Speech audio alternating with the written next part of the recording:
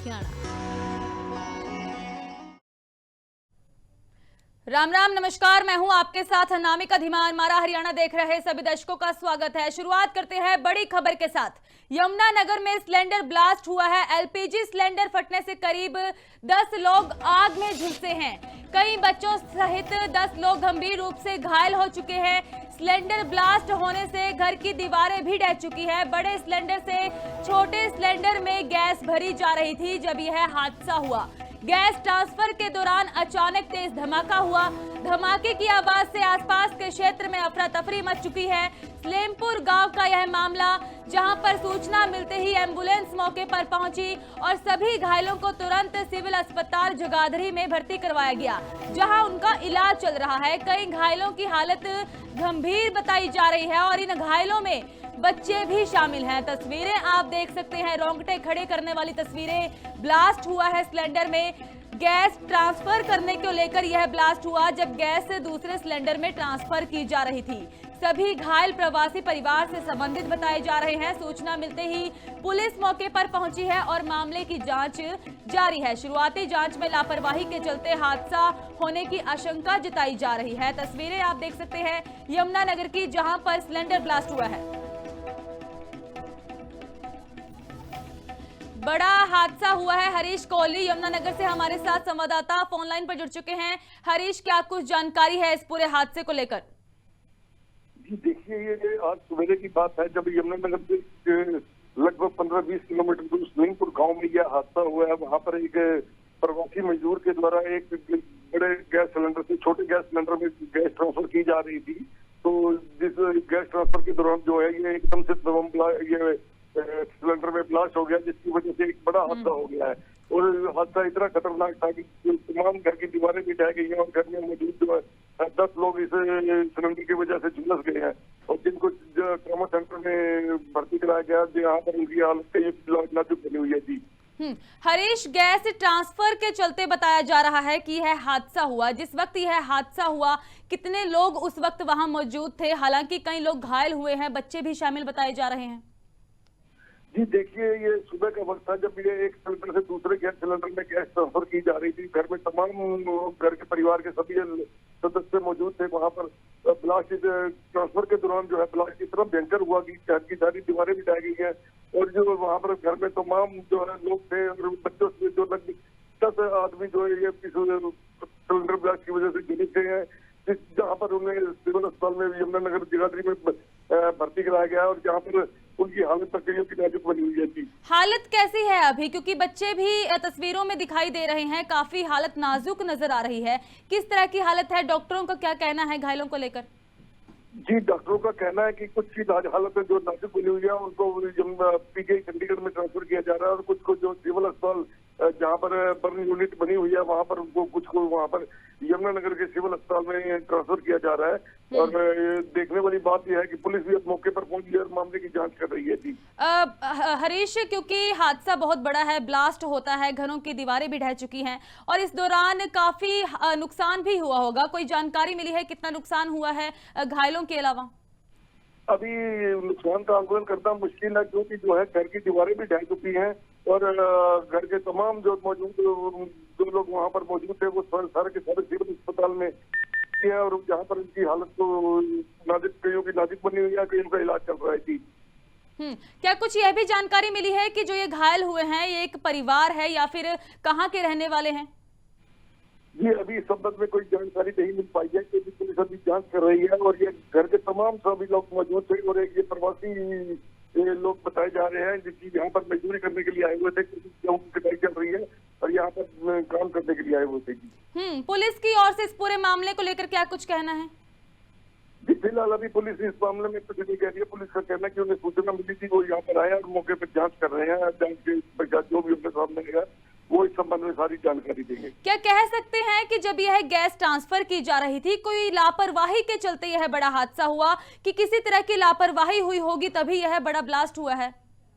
जी देखिए, इस संबंध में भी कुछ नहीं कहा जा सकता, लेकिन ये बात सामने आ चुकी है क्योंकि ये गैस एक सिलेंडर से दूसरे गैस सिलेंडर में जो ये गैस ट्रांसफर की जा रही थी उसी दौरान ये हादसा हुआ है और कहीं ना कहीं इसमें लापरवाही बरती गई है तभी तो ये हादसा व्यापित हुआ है। जी क्योंकि हरीश देखिए सिलेंडर की बात है, गैस ट्रांसफर की जा रही थी, तो ऐसा नहीं है कि सिर्फ यही है, हर जगह पर गैस ट्रांसफर की जाती है, तो ऐसे में लोगों को काफी सावधानी बरतने की भी बहुत ज्यादा जरूरत है। जी देखिए, कहीं ना कहीं ये लापरवाही बरती है जिसकी वजह से ये हादसा हुआ है, और हादसे की वजह से ये तमाम लोग जो है इस समय अस्पताल में मौजूद भर्ती है, और जहाँ पर वो अपना इलाज करवा रहे हैं। ठीक है हरीश, बहुत बहुत धन्यवाद, आप खबर की अपडेट के साथ बने रहिए। तो वहीं एलपीजी सिलेंडर फटने से करीब 10 लोग आग में झुलसे हैं, जिसमें बच्चे भी शामिल हैं। तस्वीरें रोंगटे खड़े करने वाली हैं, देख सकते हैं यमुनानगर की तस्वीरें। सिलेंडर से गैस ट्रांसफर करने को लेकर यह हादसा हुआ, ब्लास्ट होता है और ब्लास्ट इतना जोरदार होता है कि आसपास के घरों की दीवारें भी ढह चुकी है।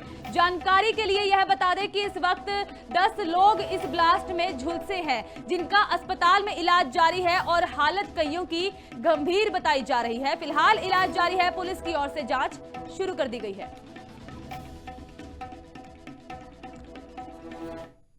वहीं हरियाणा में बड़ा प्रशासनिक फेरबदल हुआ है। सरकार ने 15 आईएएस की जिम्मेदारी बदल दी है। अधिकारियों के तबादले और नई नियुक्तियों के आदेश जारी कर दिए गए हैं। सीएम ने अपने अतिरिक्त प्रधान सचिव साकेत कुमार को हटा दिया है। अजय कुमार को उप प्रधान सचिव बनाया गया। करनाल के डीसी उत्तम सिंह गुरुग्राम के नए डीसी होंगे। बड़ा प्रशासनिक फेरबदल हरियाणा सरकार ने किया है। गुरुग्राम के डीसी अजय कुमार सीएम के डिप्टी प्रिंसिपल सेक्रेटरी बनाए गए हैं।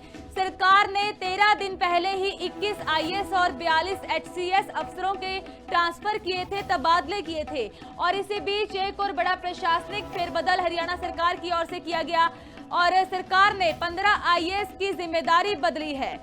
गुरुग्राम के डीसी अजय कुमार सीएम के डिप्टी प्रिंसिपल सेक्रेटरी होंगे। 15 आईएएस अधिकारियों की जो कि ड्यूटी है वो बदल दी गई है, जिम्मेदारी बदल दी गई है। अब उन्हें नई जिम्मेदारियां दी गई हैं। सरकार ने 13 दिन पहले भी यह प्रशासनिक फेरबदल किया था। अधिकारियों के तबादले और नई नियुक्तियों के लिए नोटिफिकेशन जारी कर दिया गया है, आदेश दे दिए गए हैं। सीएम ने अपने अतिरिक्त प्रधान सचिव साकेत कुमार को हटा दिया है और इसकी जगह अगर बात की जाए तो अजय कुमार को उप प्रधान सचिव बनाया गया है। तो बड़ा प्रशासनिक फेरबदल हरियाणा में देखने को मिला है।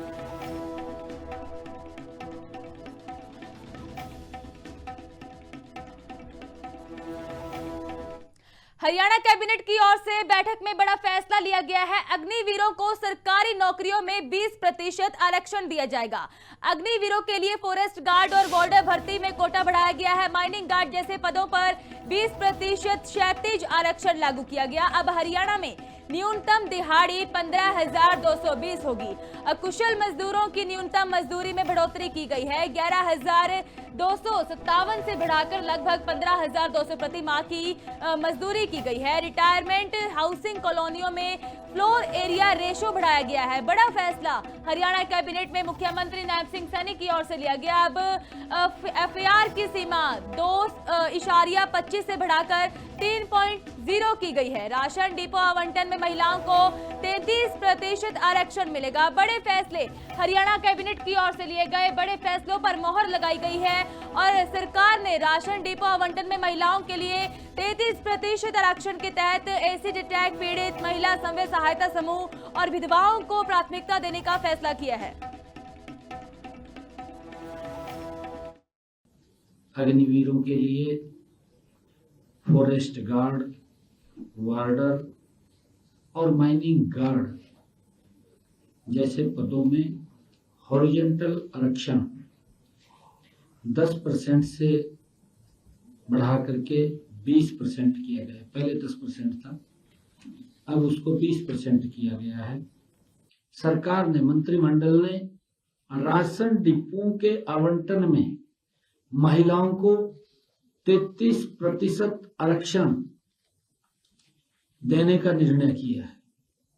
इसमें ऐसी महिलाएं जो एसिड अटैक से पीड़ित या स्वयं सहायता समूह की हमारी महिलाएं या विडोज, ऐसी महिलाओं को इसमें प्राथमिकता दी जाएगी। वहीं प्रदेशाध्यक्ष मोहनलाल भड़ोली की ओर से भी बड़ा बयान दिया गया। बारिश से फसल में हुए नुकसान पर बड़ा बयान दिया है। कहा जहां जहां बारिश हुई है वहां किसानों को भारी नुकसान हुआ, किसान भाई काफी परेशानी में हैं। और इसी के साथ ही कहा कि फसल पूरी तरह पक चुकी है, कई जगह कटाई की तैयारी है। सरकार किसानों के नुकसान की पाई की भरपाई करेगी। मंडियों में आई फसल को एमएसपी पर खरीदने की गारंटी दी गई है। सरकार ने सरसों का एक एक दाना खरीदा है। मोहनलाल भड़ोली की ओर से यह बड़ा बयान दिया गया। सरकार किसानों के नुकसान की पाई भरपाई करेगी, यह भी कहा गया है। तो हरियाणा में मौसम लगातार करवट बदलता हुआ नजर आ रहा है। भारी बारिश और ओलावृष्टि से किसानों की फसलों का नुकसान हुआ है। मंडियों में जो किसानों की सूखी फसल पड़ी थी उसका नुकसान हुआ है और इसको लेकर प्रदेशाध्यक्ष मोहनलाल भड़ोली की ओर से बड़ा बयान दिया गया है और कहा गया है कि जिन भी किसानों का नुकसान हुआ है, फसलें नुकसानी गई हैं, उनकी भरपाई की जाएगी।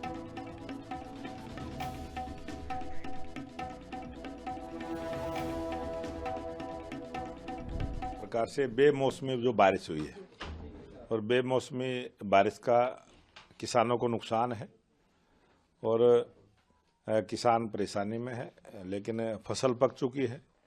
कई जगह फसल बिल्कुल पक के तैयार खड़ी है और जैसे ही मौसम ठीक होगा वो फसल कटेगी और किसानों को जहाँ जहाँ कोई नुकसान होगा उसकी भारतीय जनता पार्टी की जो हरियाणा में सरकार है उसकी हम पूरी भरपाई करने का काम हमारी सरकार करती है। और जो किसान फसल लेके मंडियों में गए एमएसपी पर खरीदने की गारंटी हरियाणा सरकार की है। सरसों का एक एक दाना हमने खरीदने का काम किया है और गेहूं के भी एक एक दाने को खरीदने का काम हमारी सरकार करेगी।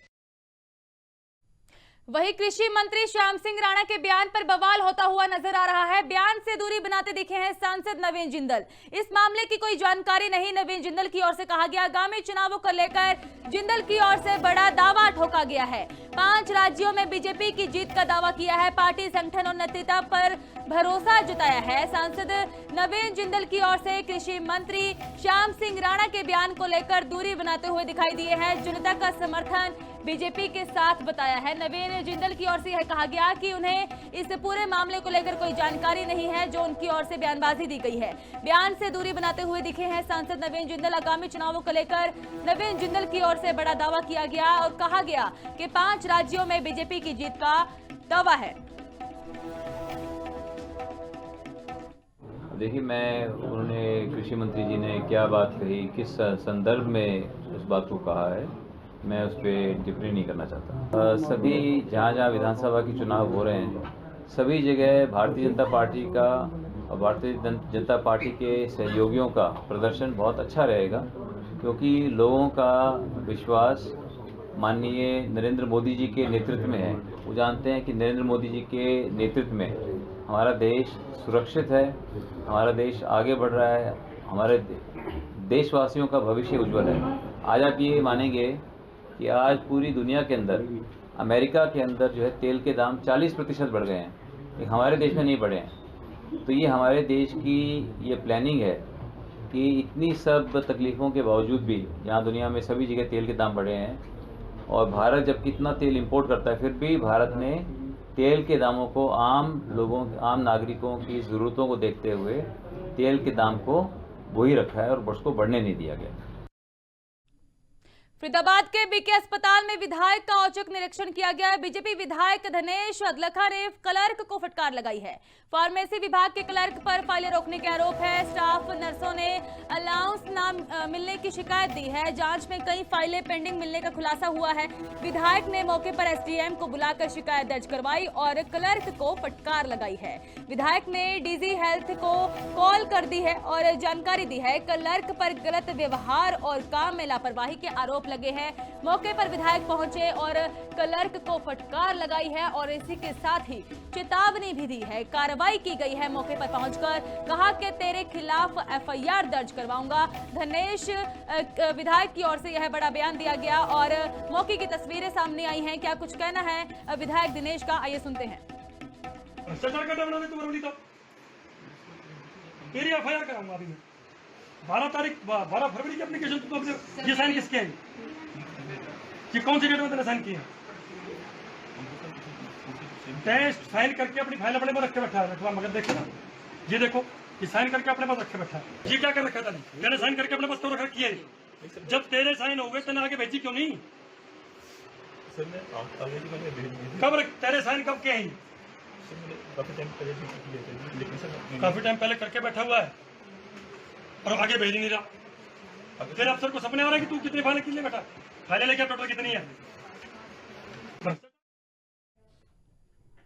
वहीं हरियाणा में आज दमकल कर्मी हड़ताल पर है। हड़ताल पर प्रदेश भर के 2000 दमकल कर्मी हैं।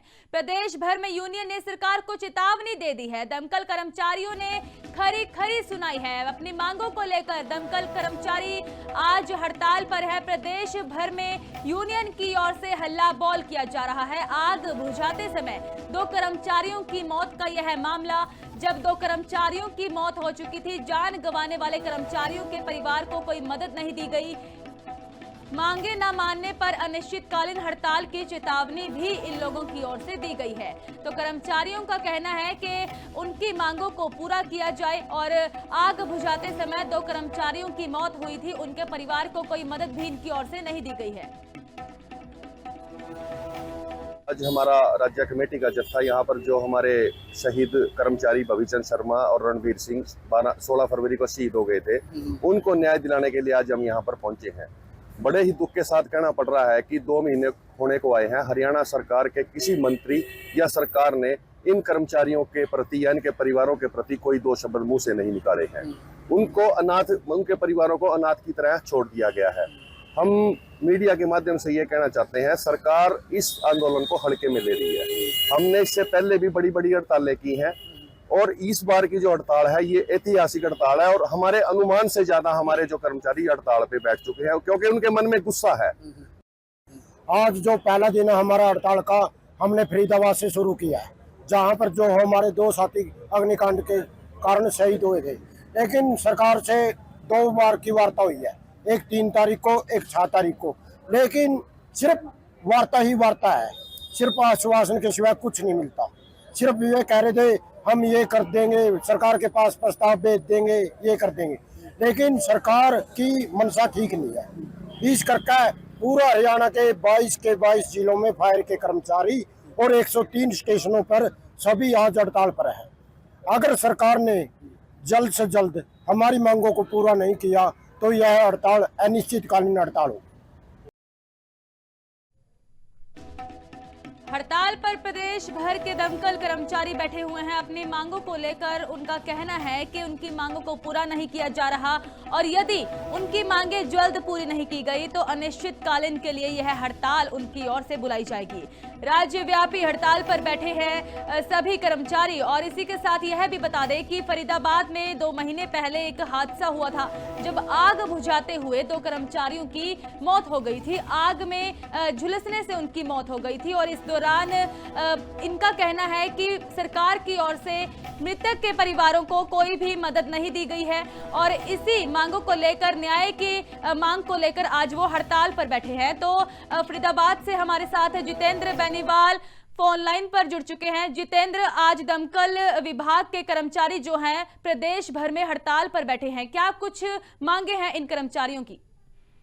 बिल्कुल अनामिका, जिस तरीके फरीदाबाद की जो कालका इंडस्ट्री में लगातार हुई जो भीषण आग में शहीद हुए उसमें फायर जो फायर कर्मी है भावीचंद और रणवीर सिंह को न्याय दिलाने के लिए अब आंदोलन लगातार तेज हो चुका है। तो कहीं ना कहीं इस मुद्दे पर ले नगर निगम और दमकल विभाग के कर्मचारियों को 2 दिन की हड़ताल का ऐलान साफ तौर पर किया गया था। और जिस तरीके बताया जाए पहले 2026 में कालका इंडस्ट्री में आग लगी थी जिसमें विस्फोट होते ही इस हादसे में कई लोग घायल भी हुए थे और फायर विभाग के जो कर्मचारी भवीचंद और रणवीर सिंह की मौत भी हो गई। तो साफ तौर पर कर्मचारी को आरोप है कि सरकार ने अभी तक इन्हें शहीद का दर्जा नहीं दिया गया और न ही उचित मुआवजा दिया गया। तो उसी को लेकर इन्होंने हड़ताल साफ तौर पर बोली गई थी। 2 दिन हड़ताल रहेगी, 8 तारीख और 9 तारीख को। तो कहीं ना कहीं यूनियन नेताओं को साफ तौर पर यही कहना कि न्याय न मिलने के कारण उन्हें आंदोलन के लिए मजबूर होना पड़ा और साफ तौर पर चेतावनी भी दी गई है कि अगर मांगे नहीं मानी गई तो हड़ताल का अनिश्चितकाल भी किया जा सकता है। जी क्योंकि उनकी ओर से यह भी कहा गया है कि यदि मांगे नहीं मानी गई तो अनिश्चितकालीन हड़ताल कर दी जाएगी। बात की जाए यदि सरकार की ओर से कोई बातचीत इन लोगों के साथ की गई हो, क्योंकि 2 महीने पहले का यह हादसा जब 2 लोगों की मौत होती है, तो इस बीच में कोई बातचीत हुई हो? बिल्कुल, अभी तक ऐसा है, जो सरकार की तरफ से अभी तक कोई ऐसा निर्णय भी नहीं लिया गया, नहीं कोई ऐसी कोई बात हुई है। अगर ऐसा निर्णय ले तो ये हड़ताल नहीं करते, साफ तौर पर ये कह रहे हैं जिस तरीके से जो हमारे जो इसमें शहीद जो जले देश में मौत हुई है, तो उनको कहीं ना कहीं शहीद का दर्जा साफ तौर पर दिया जाए, तो नहीं तो हम ऐसे ही अनिश्चितकाल हड़ताल करेंगे। जी ठीक है जितेंद्र, बहुत बहुत धन्यवाद जानकारी देने के लिए।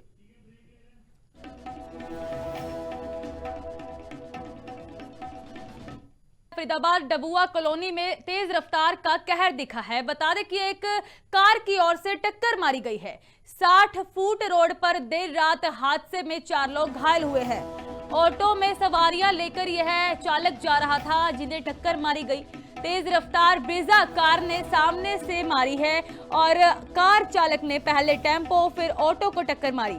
हादसे में चालक समेत 3 सवारियां घायल हो चुकी है। सभी घायलों को उपचार के बाद घर भेजा गया है। टक्कर से ऑटो बुरी तरह क्षतिग्रस्त हो चुका है।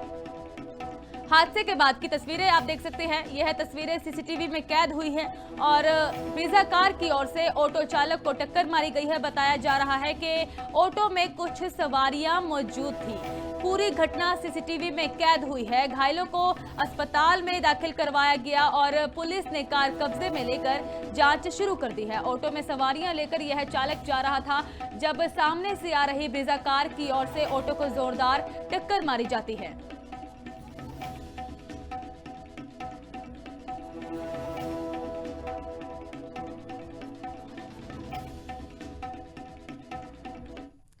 पेवा अनाज मंडी में वादों की पोल खुलती हुई नजर आई है। थोड़ी देर की बारिश ने प्रशासन के दावों की पूरी पोल खोल दी है। मंडी में जलभराव के बाद पानी में गेहूं तैरता हुआ दिख रहा है। 6 महीने की किसानों की मेहनत पर पानी फिर चुका है। खुद झाड़ू लेकर निकालते हुए किसान नजर आए हैं। किसान खुद पहुंचे मंडियों में और झाड़ू लेकर पानी को निकालते हुए नजर आए। पेवा मंडी की है तस्वीरें जहां पर प्रशासन के दावों की पोल खुलती हुई नजर आ रही है। भारी बारिश और ओलावृष्टि से मंडी में सूखी फसलें खराब हो चुकी हैं और किसान खुद इस दौरान झाड़ू लगाते हुए नजर आए। किसानों ने प्रशासन पर गंभीर आरोप लगाए हैं। बारिश से पहले कोई पुख्ता इंतजाम नहीं किए गए। थोड़ी सी बारिश ने ही मंडी की व्यवस्था की जो पूरी पोल है खोल के रख दी है और किसानों की ओर से लगातार सवाल खड़े किए जा रहे हैं।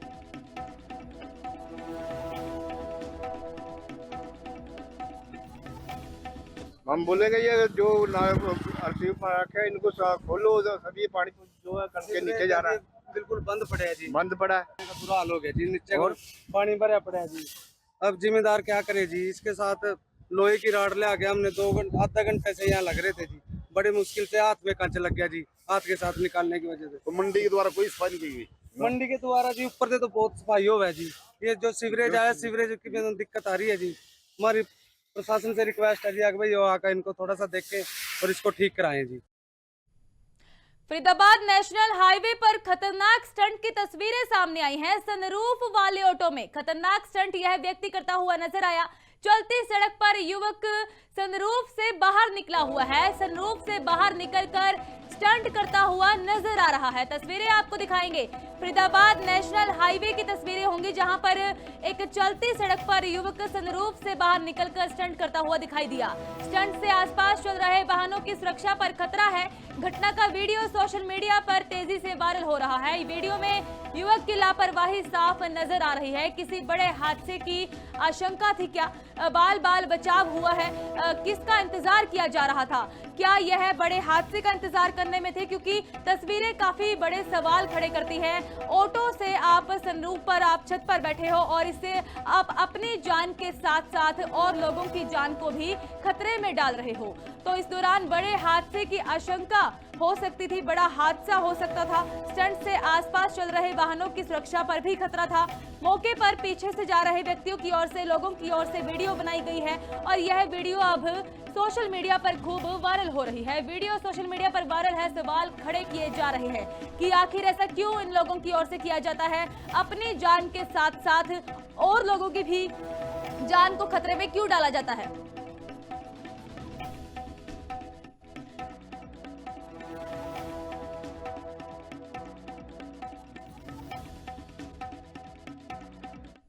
आप जुड़े रहे लिविंग इंडिया न्यूज के साथ, मुझे दीजिए इजाजत, धन्यवाद।